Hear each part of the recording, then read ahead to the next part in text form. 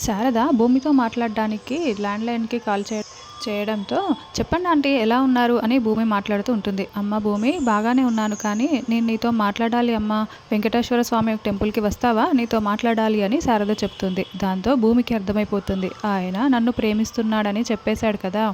ఇప్పుడు ఆ విషయమే అడుగుదామని ఆంటీ నన్ను రమ్మంటున్నట్లుంది. ఇప్పుడు నేనక్కడికి వెళ్ళానంటే నేను కూడా ప్రేమిస్తున్నానో లేదో చెప్పాల్సి వస్తుంది. కాబట్టి ఎలాగైనా సరే తప్పించుకోవాలి అని భూమి అనుకుంటూ ఉంటుంది. ఆంటీ సారీ ఆంటీ నేను రాలేను ఆంటీ అని చెప్పడంతో ఏమమ్మా భూమి ఎందుకు రాలేవు అని శారద చాలా బాధపడుతూ అడుగుతూ ఉంటుంది. ఎందుకంటే ఇక్కడ ఇంట్లో వాళ్ళందరూ వనభోజనాలకి వెళ్ళాలని ప్లాన్ చేశారు ఆంటీ. అక్కడికి వెళ్ళాలి అంటే అందుకే ఆంటీ నేను రాలేను అని భూమి చెప్తుంది.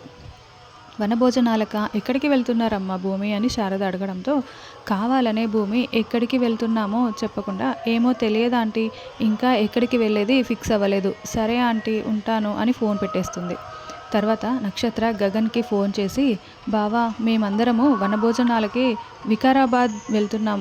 నువ్వు కూడా వస్తే ఆ థ్రిల్లే వేరు బావా. నువ్వు కూడా రా బావా అని చెప్తూ ఉంటుంది.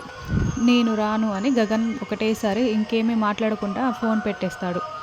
బావా బావా అని పిలుస్తున్నా కూడా గగన్ ఫోన్ పెట్టేస్తాడు.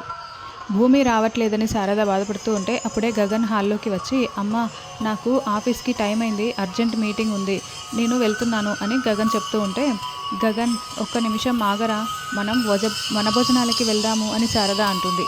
ఏంటి వనభోజనాలకా? నాకు ఆఫీస్లో ఇంపార్టెంట్ పని కూడా ఉందని చెప్తున్నా కూడా నేను ఆఫీస్కి బయలుదేరి వెళ్తుంటే ఇప్పుడు వనభోజనాలేంటి? నా వల్ల కాదమ్మా నేను వెళ్తున్నాను అని గగన్ ఒక 4 అడుగులు ముందుకు వేస్తాడు. గగన్ భూమి కూడా ఆ వనభోజనాలకి వస్తుందంట, వికారాబాద్ వనభోజనాలకి అని శారద చెప్పగానే అవునా అంటూ గగన్ ఒక్క క్షణం ఆగిపోతాడు. దాంతో శారద పూర్ణి ఒకరిని ఒకరు చూసుకొని నవ్వుకుంటూ ఉంటారు.